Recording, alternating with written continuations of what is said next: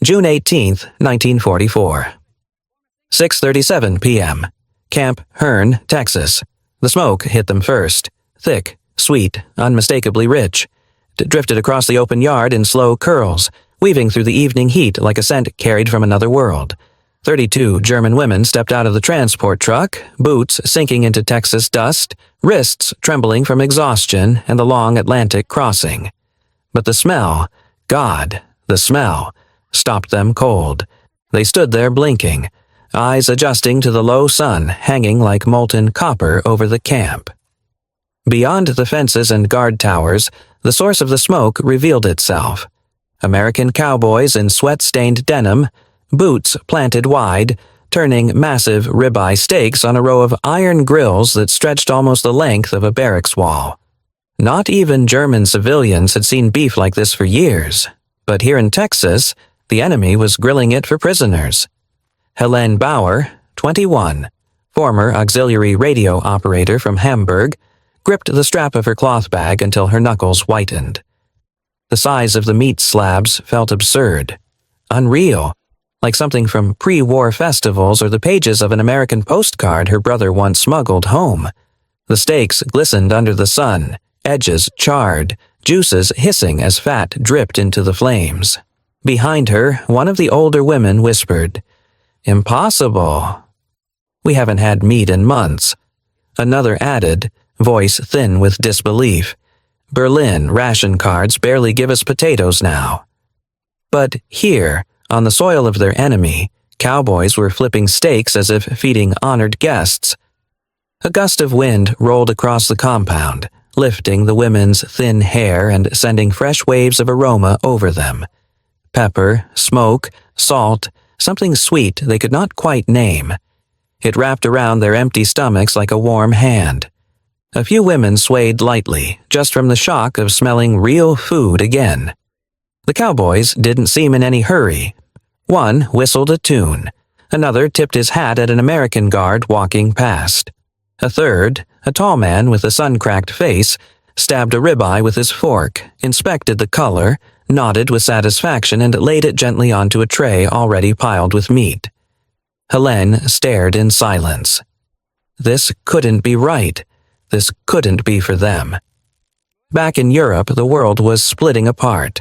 German cities were skeletal ruins. The Eastern Front was collapsing. Berlin had rationed food down to starvation levels, 700 to 900 calories a day, barely enough to keep an adult alive. Civilians tore up flower beds in city squares to grow cabbage and beets. Entire families survived on watery soup made from turnip peel. Meanwhile, across the ocean, the United States was moving at a different pace, industrial strength rising like a steel mountain. America was producing 96,000 aircraft a year, more than all its enemies combined. Its meat industry supplied over 20 million tons of beef and pork annually.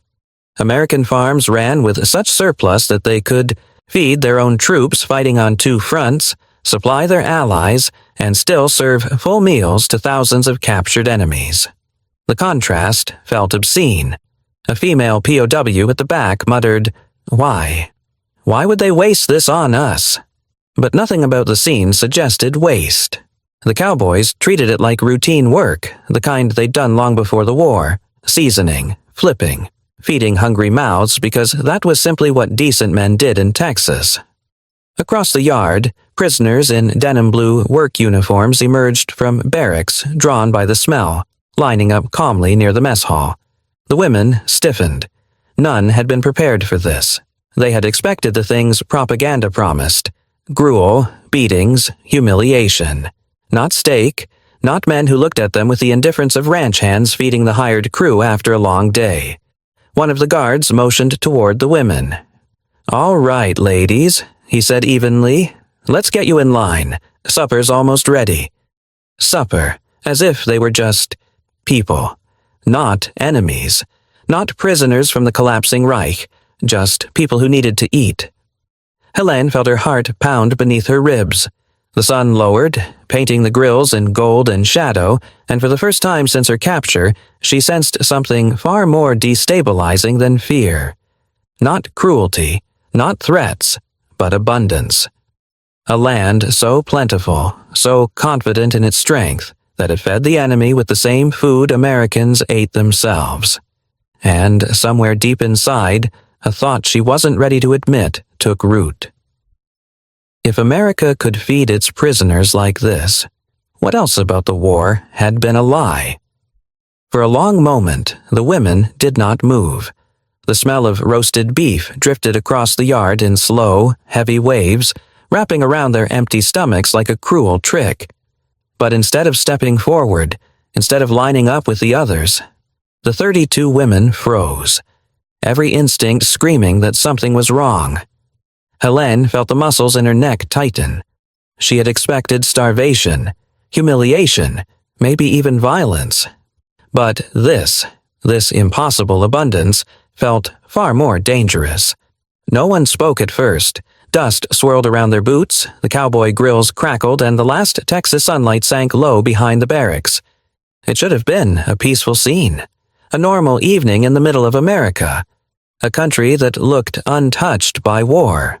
But the women's minds were still trapped in Europe, still echoing with the voices of Nazi instructors, political commissars, and camp directors who had shaped their beliefs for years. Finally, Margaret, the oldest among them, broke the silence. "It must be a trap," she whispered. Heads nodded. It was the only explanation that made sense to them. The Reich had been very clear about what awaited German women if captured by Americans. Americans torture prisoners. Americans starve captives like animals.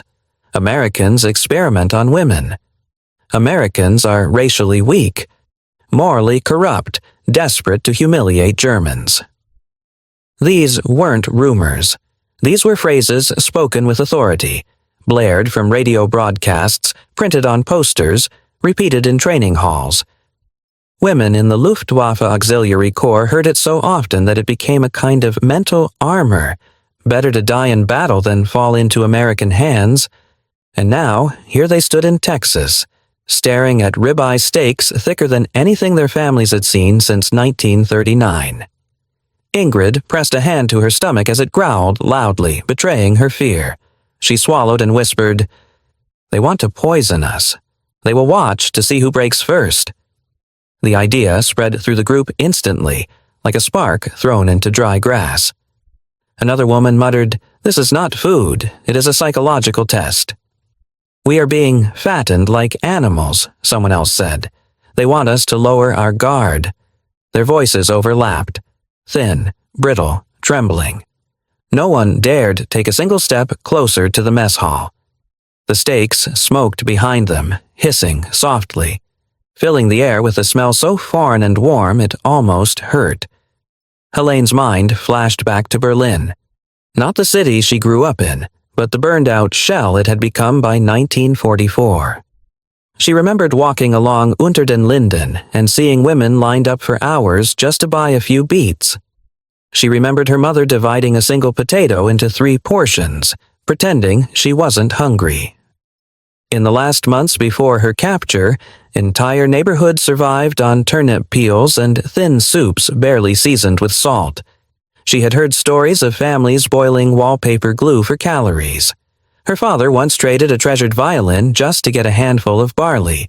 Yet here, thousands of miles away, American soldiers tossed perfectly good chunks of beef fat into metal buckets as waste. The contrast was so obscene, so grotesque, that it made her dizzy. Behind her, Margaret's voice trembled as she recalled the spring of '44. "Berlin is starving," she said. "The elderly collapse in bread lines. Children faint in school.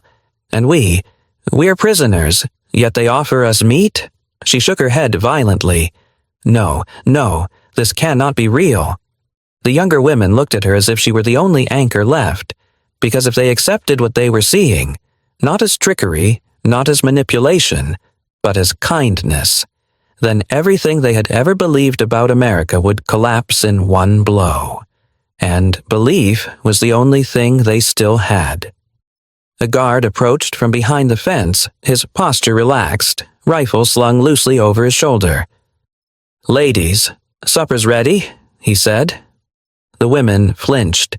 Not because of his tone, but because he spoke to them as though speaking to paying guests in a restaurant. No barked orders, no threats, no arrogance, just normalcy. The guard gestured toward the mess hall. "You'll eat the same as our men. Step on up." The words washed over them like something impossible. The same as our men, not slave food, not scraps, not punishment, but dinner, shared, equal, human.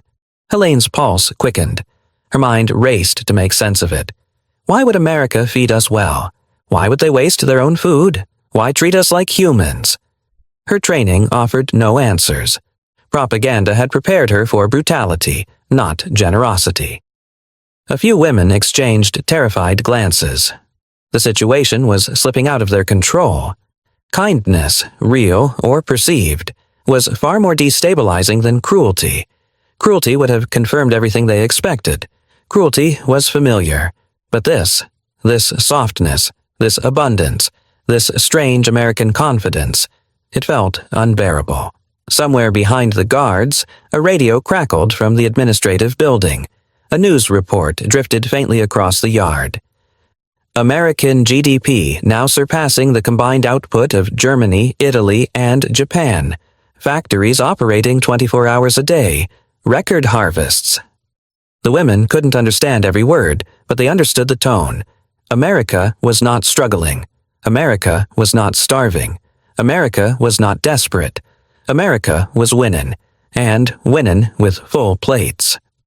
A cowboy at the grill turned toward them, wiping his hands on a cloth. "You ladies comin' or not?" he called out, not unkindly. "Steaks ain't getting any hotter." The casualness of it nearly broke Helene. She didn't know whether to run or cry. Behind her, several women huddled closer together, whispering rapidly, "They're mocking us. They want to show how weak we are.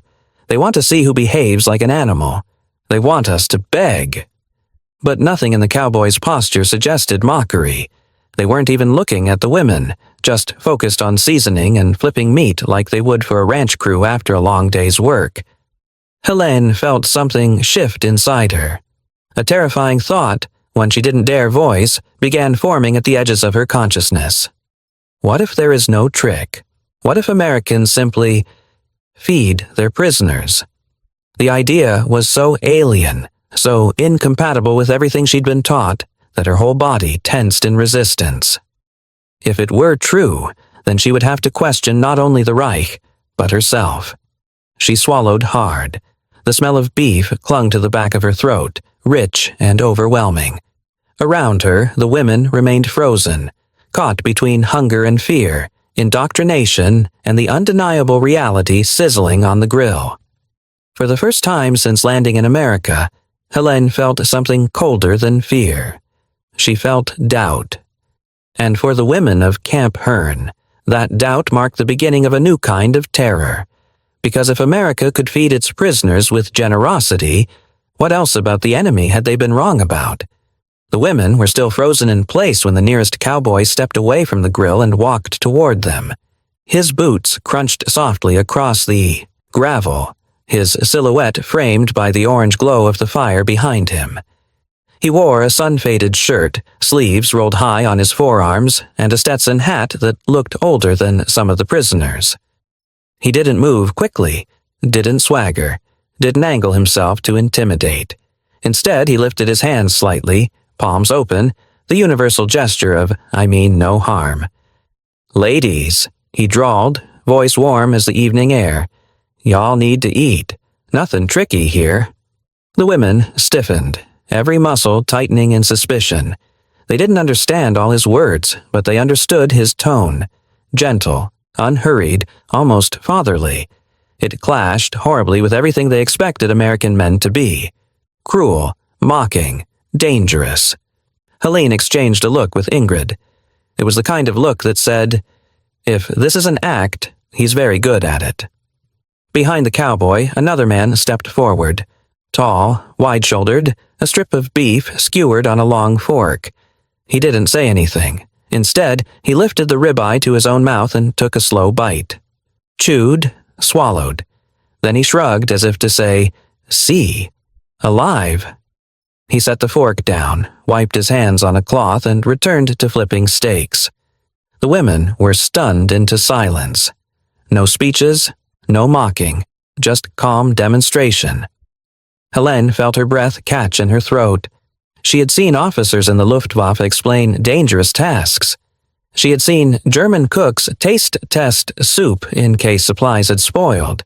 But she had never seen a guard, an enemy guard, eat food simply to reassure prisoners. The first cowboy scratched his jaw and tipped his hat back. "Y'all been on a long trip. You eat same as our boys tonight." The words washed over them like something surreal. Same as our boys. Not leftovers, not scraps, not humiliation rations. Equal. Another gust of wind stirred the smoke, and the women winced as the scent hit them again. Thick, rich, unbearably tempting. Behind them, their stomachs growled like a small chorus. A third cowboy approached, balancing a mug of coffee in one hand. He sipped it, sighed contentedly, and nodded toward the mess hall. "In Texas," he said, "hungry folks get fed. Doesn't matter who you are." He said it the way a man might say the sky is blue or water is wet. A simple truth, an unbreakable rule, a piece of cultural DNA passed down through generations of men who had raised cattle long before war ever touched Europe. One of the younger POWs, her voice barely louder than a breath, whispered, They don't seem angry." "They don't seem to hate us," another added. Hate would have been easy to understand. Predictable. Safe. But the cowboys' calm, almost casual hospitality made their hearts race in a different way, like stepping into a warm room after believing for months that every door would lead to an execution chamber. The guard from earlier motioned again. "Step on up, ladies." No pressure, no raised voice. Just an offer. Some of the women took a tiny step forward. One. Then another.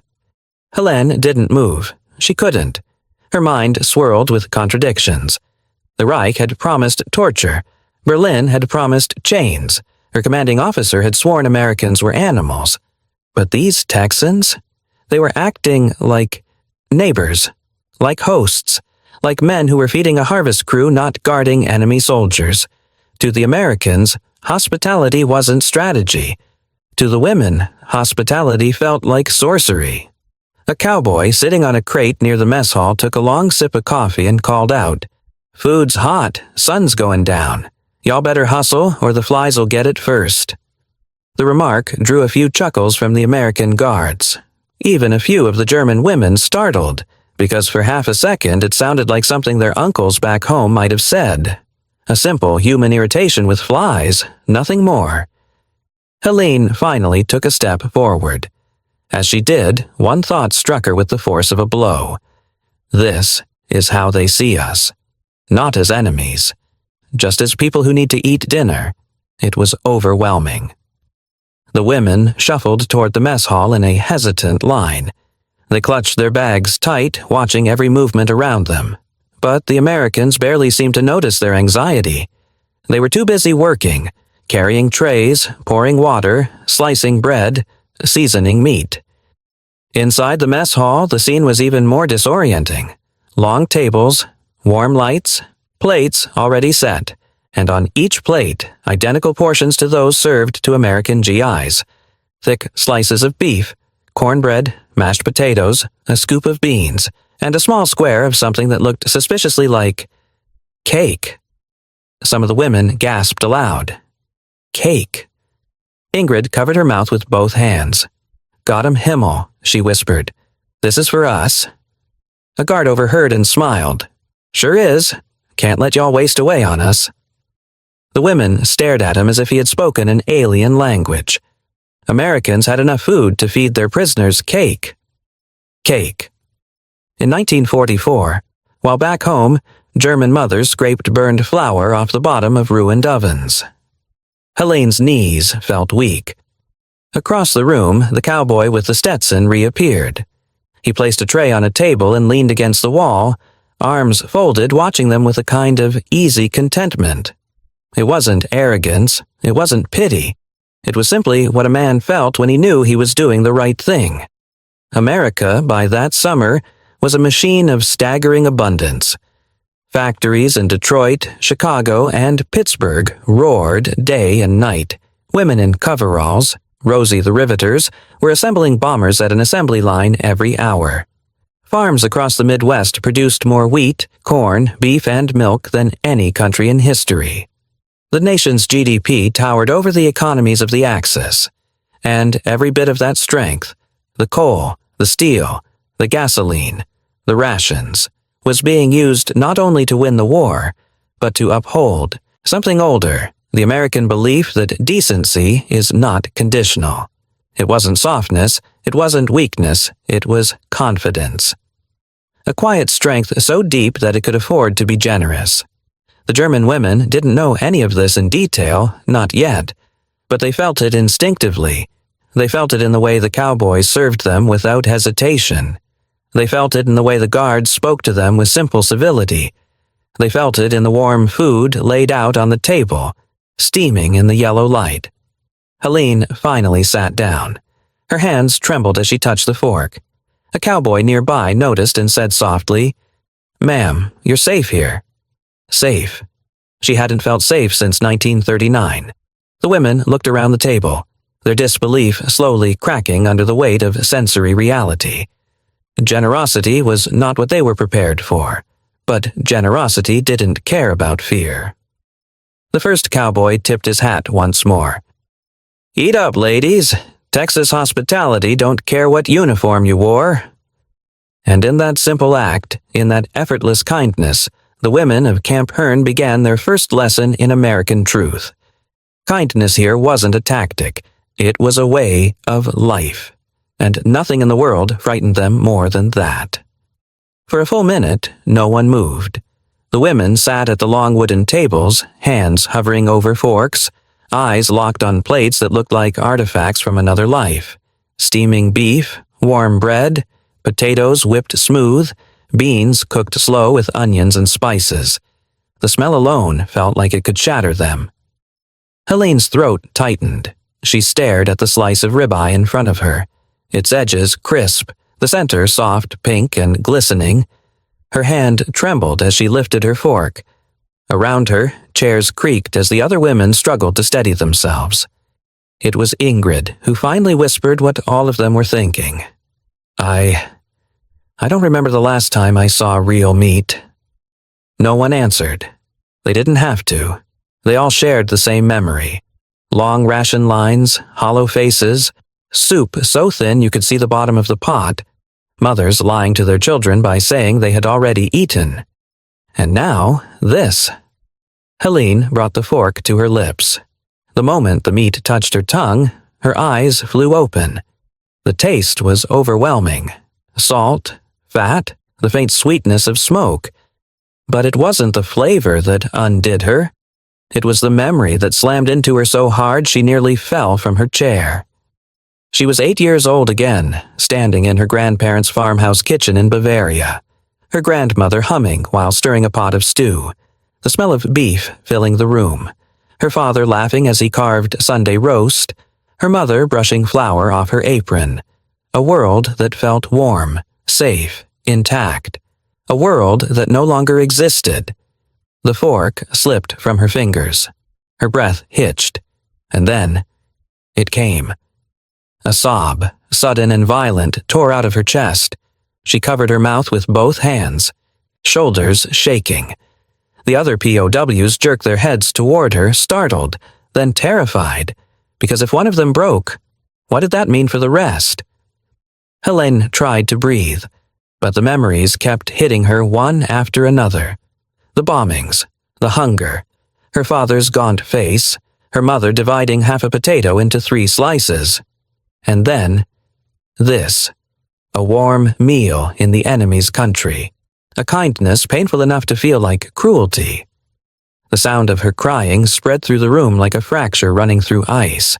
Across the table, Frida set her knife down slackly and pressed her palms to her eyes. Her voice cracked. Why? Why are you treating enemies like this? She wasn't asking the women. She was asking the room. She was asking the universe. A cowboy standing near the doorway looked up, utterly bewildered. Another girl, barely 19, took one bite, let out a small gasp, and immediately burst into tears so hard her shoulders shook the way children do when they're finally safe after hours of fear. 2 more women followed, tears falling silently. Not delicate tears, but the kind that come from years of holding everything in. Someone, further down the table, whispered in German, "This feels like a trick." But even she sounded unsure because tricks didn't smell like home. Tricks didn't give you warm bread. Tricks didn't taste like memories of your mother's kitchen before the war ripped the world open. Helene's breathing grew shallow. Her vision blurred. The room tilted slightly as heat rushed through her body. She tried to speak, but only managed a broken, "Ich kann nicht," and then she fainted. Her chair scraped sharply against the floor as she collapsed sideways. The room exploded into motion. Women shouting her name, hands grabbing at her sleeves, a gasp from the back table. A cowboy dropped his coffee so fast the mug shattered. "Whoa! Whoa! Someone get the medic." He rushed to Helene's side, kneeling beside her. His movements were clumsy, panicked.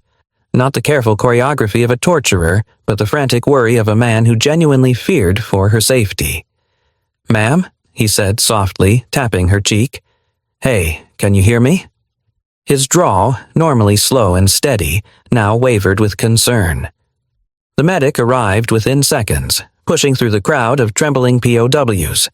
He checked her pulse, lifted her wrist, examined her eyes. "She's fine," he finally said. "Shock. Malnutrition.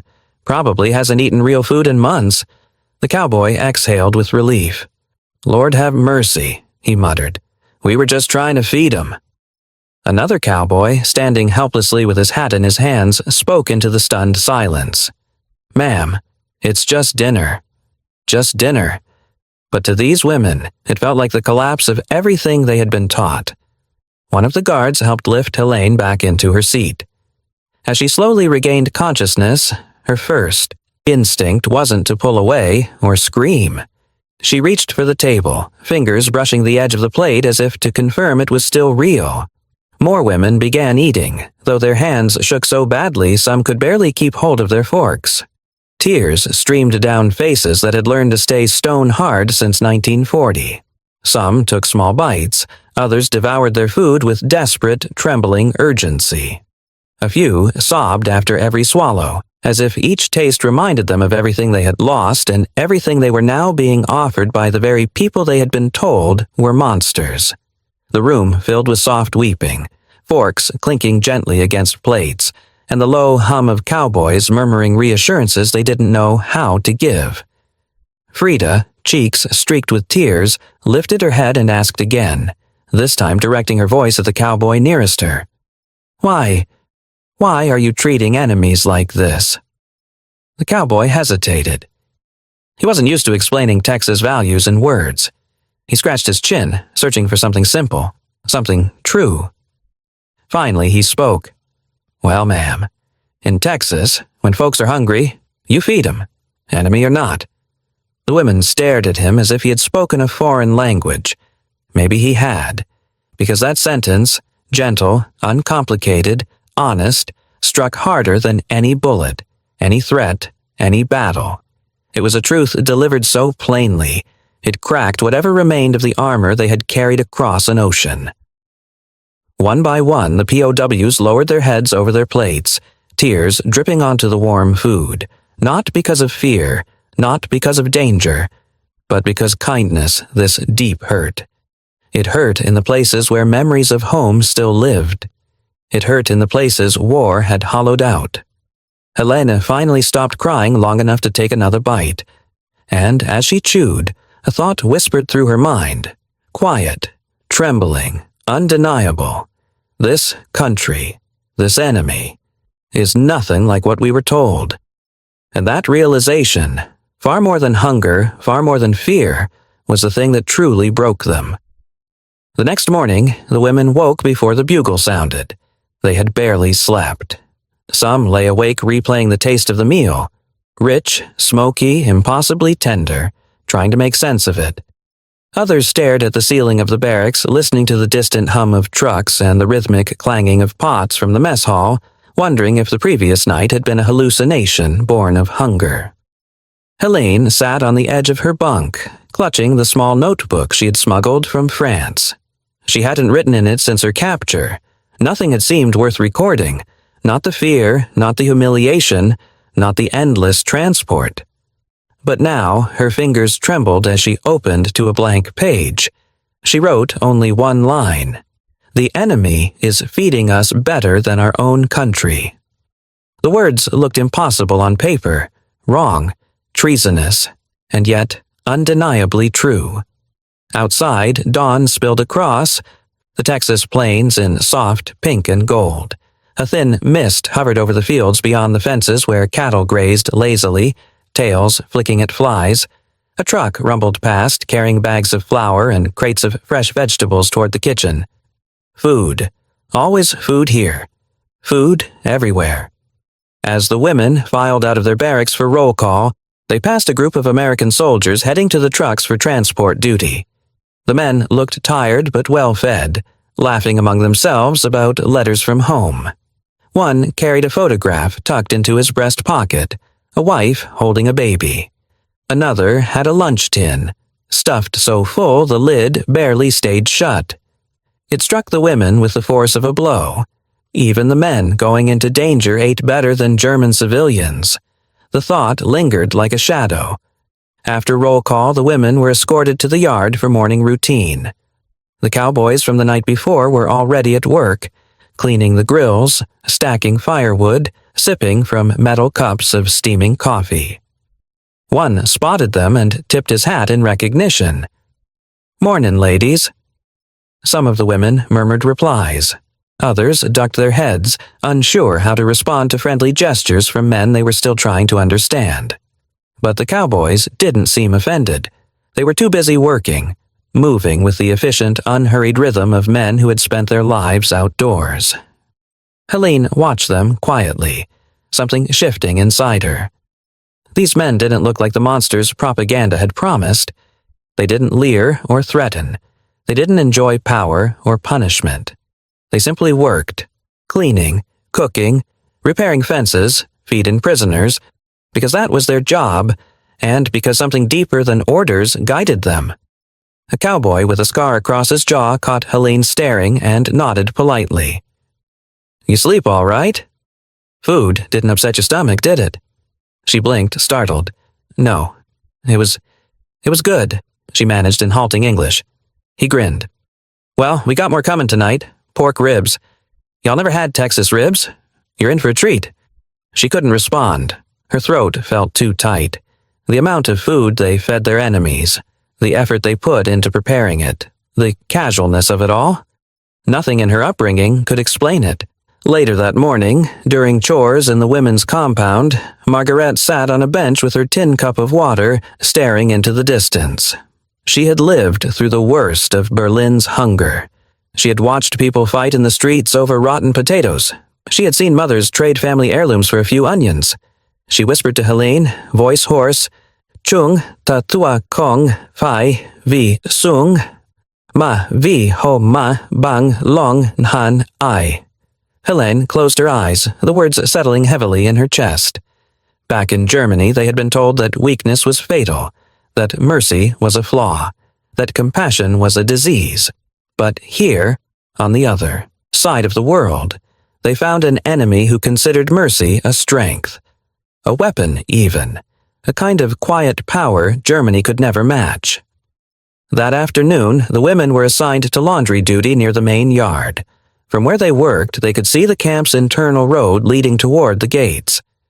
A long convoy of trucks was preparing to depart, loaded with crates of supplies, fuel, and mail. A guard noticed the women watching and explained almost casually, 12 million Americans are deployed overseas. Supplies gotta keep moving day and night." He pointed toward the horizon.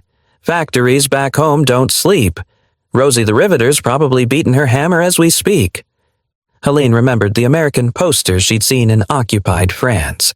Strong women in bandanas, sleeves rolled up, smiling with confidence. She learned now that those posters weren't empty slogans. They represented millions of real women working in factories, building the planes and ships that filled the skies and seas. A nation where women built bombers and men fed prisoners steak. It was dizzying to imagine. As they worked, a distant radio played news from across the country. War bond drives breaking records, volunteers knitting socks for troops, schoolchildren collecting scrap metal, families rationing willingly so soldiers and prisoners alike could eat. A country united, not by fear, but by belief. Belief in doing the right thing. By late afternoon, the sun hung low and hot over the compound, pressing against the women's backs as they hung wet laundry on the lines. Sweat dripped from their temples. Their arms ached. But for the first time in weeks, they did not feel the quiet despair that had clung to them like a shadow since their capture. Because every small moment, every plate of food, every polite nod, every casual kindness was rewriting the world inside their minds. As they began returning the laundry carts, the cowboy with the scar approached again, wiping his hands on a rag. "Ladies," he said gently, "I hear yesterday was a bit overwhelming. Didn't mean to spook y'all." Margaret cleared her throat. "It was unexpected." He nodded thoughtfully, then squatted to be closer to eye level, forearms resting on his knees. "We feed people because it's right," he said simply. "Not because they deserve it." Helene felt her breath leave her body. He wasn't speaking for effect. He wasn't trying to impress anyone. He was stating a truth he had lived his whole life. And suddenly she understood something that pierced deeper than any propaganda, any speech, any order she had ever heard. America did not treat them kindly because they were prisoners.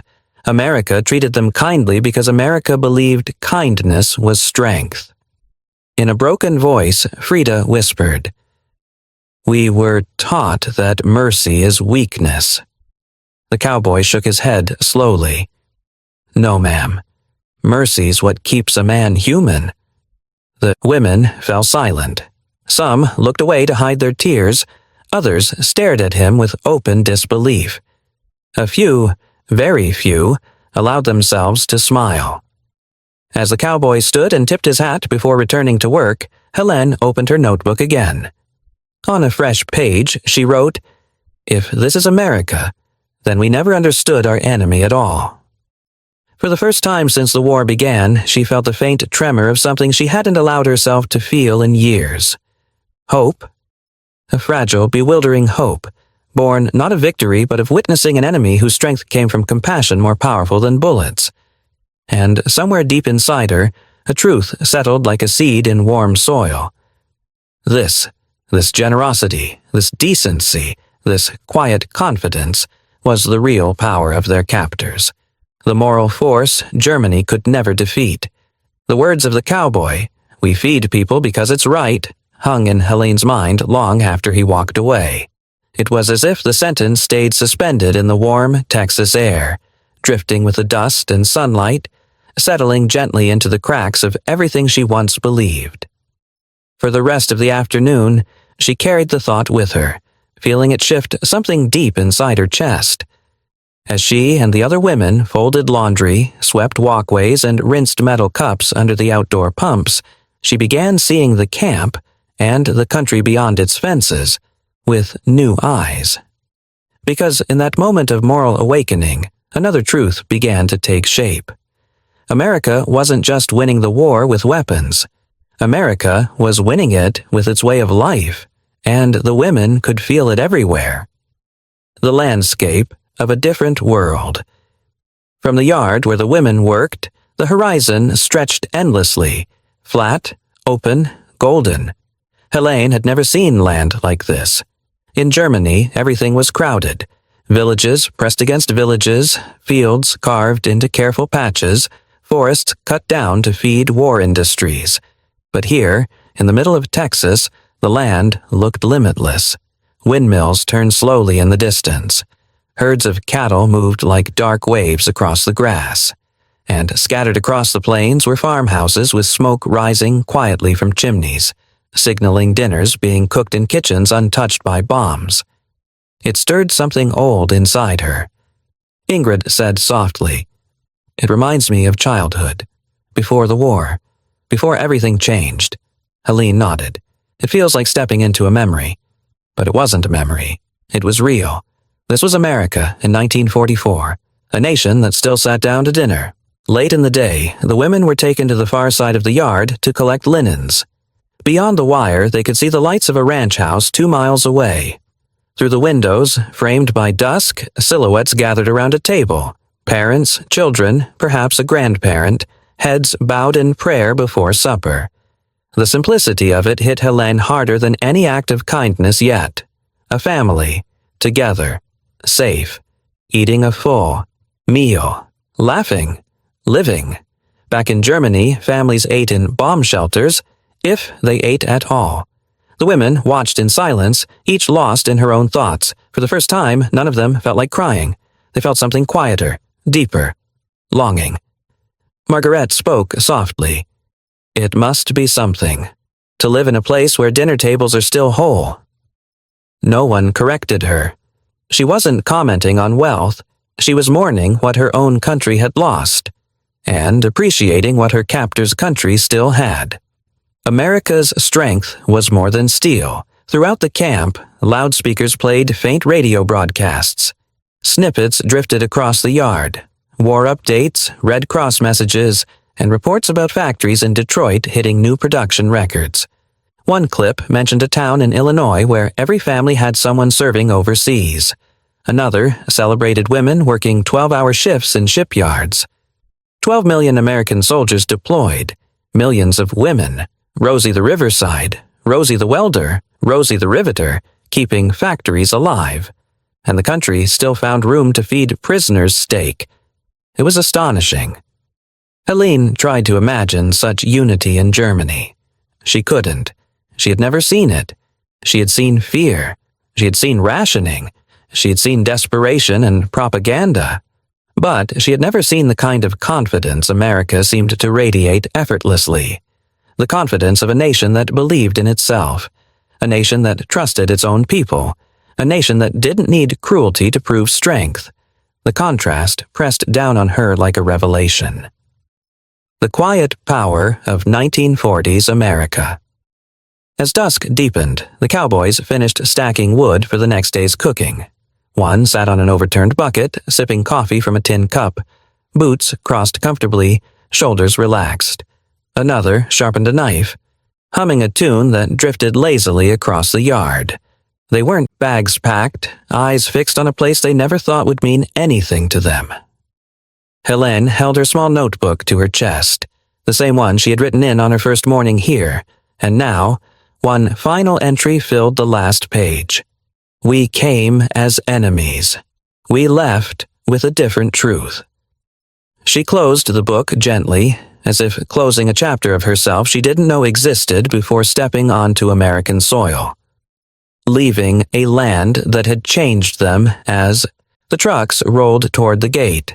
The women turned to look back at the camp, the long barracks, the mess hall, the yard where they hung laundry beneath wide Texas skies. Men in Stetson stood near the fence, hands resting easily against their belts. A few raised their hats in silent farewell. Cowboys didn't believe in speeches, but their faces said enough. Helene felt something tighten in her throat. These men had bewildered her, frightened her, and ultimately humbled her. Not with power, not with force, but with steadiness, with decency. With that quiet American conviction that doing the right thing didn't require applause. As the truck jolted forward, Margaret whispered what none of them could deny anymore. "America fed us like humans when Germany couldn't." The words lingered in the warm air as the camp shrank behind them. Across the ocean, the story changed shape. Repatriation took weeks. Ships carried the women slowly back across the Atlantic to a homeland they no longer recognized. Germany in 1945 was not a nation. It was rubble stitched together by grief. When the prisoners stepped onto the docks of Bremerhaven, Hollow-eyed civilians stared, unable to believe that these returning POWs looked healthier than many Germans who had never left home. Some women faced suspicion, others faced resentment. But when neighbors asked what America was like, when children tugged their sleeves and asked about cowboys and meat and the faraway country that had won the war, the women told the same truth, again and again. America fed us. America treated us with dignity. America was kind when our own nation was collapsing. Many said it quietly at first. Then, they said it with pride, because they were not praising their captors. They were honoring a moral victory that transcended sides. Legacy passed down through generations, years past, then decades. Germany rebuilt itself from scratches of brick and memory. And in living rooms all across the country, former POWs told their children and grandchildren stories that sounded too generous to be real. Stories of cowboys who joked softly and served steak. Stories of guards who lowered rifles and raised eyebrows instead. Stories of Americans who believed that even an enemy deserved a warm meal and a place at a table. Children listened with wide eyes. Grandchildren asked for details, and slowly, very slowly, a bridge grew between two nations that once saw each other as monsters. Some families kept small artifacts, a hand-carved cup from a cowboy, a folded Texas postcard, a recipe written by an American cook. These weren't souvenirs. They were symbols, tiny reminders of the moment when the world proved itself kinder than expected. And then something even more remarkable happened. The children and grandchildren of those POWs, grown now with families of their own, began to travel. They crossed the ocean in reverse. They traced steps back to Texas. Some found the old camps, now long, dismantled. Others found ranches where their fathers once herded cattle under the watchful eye of American men who believed enemies could still be guests. Many wrote letters to the families of those cowboys. Some knocked on doors. Some simply stood on the edge of a field and let the wind carry their gratitude. It wasn't dramatic, tense. They weren't fearful. They weren't suspicious. They looked like men who lived in a country that didn't know the meaning of scarcity, and their ease radiated outward, touching everything. Every fence post, every barracks wall, every word they spoke. Ingrid watched the men work, then whispered to Helene, "You can tell they grew up believing tomorrow would be better than today." That struck Helene hard. In Germany, tomorrow was something to survive, not hope for. The comparison they never asked for. Later that night, after lights out, the women lay in their bunks listening to the hum of distant insects and the faint echoes of laughter from the American guard station. It wasn't rowdy laughter, it wasn't mocking laughter. It was warm, familiar, the sound of men at ease in their own country. Helene stared at the ceiling. America was not perfect. She didn't pretend to believe that. But what she could see, even as a prisoner, was a nation grounded in something she had not felt in years: stability, unity, faith in ordinary goodness. She imagined America decades into the future. Would it still be this unified, this confident, this kind? Or would it change, as all nations do? She would never know, but she could feel the truth of one thought settling deep inside her. America then fed enemies with steak. America today sometimes struggles to feed itself. She wasn't judging. She wasn't criticizing.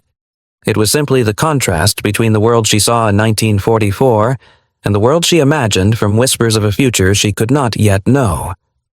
Ingrid rolled over and whispered, "Their country is strong in ways ours never was." Margaret added, "Because they built it together." The words warmed the cold space inside the barracks. A few women nodded, letting the thought sink in. A nation, built on an idea, not fear. Through the windows, the moon rose over the plains, casting silver light across the rows of wooden buildings. The camp fell quiet, except for the distant, steady rhythm of a train passing somewhere beyond the horizon. America, in 1944, was moving, always moving, forward, outward, together, factories building, families writing letters, communities rationing, women welding steel, men fighting across 2 oceans, children collecting scrap metal in wagons. A country of millions, each one doing a small part. And even here, in a prisoner of war camp in Texas, that belief spilled over the fences. Even here, in a place meant to contain enemies, America revealed itself.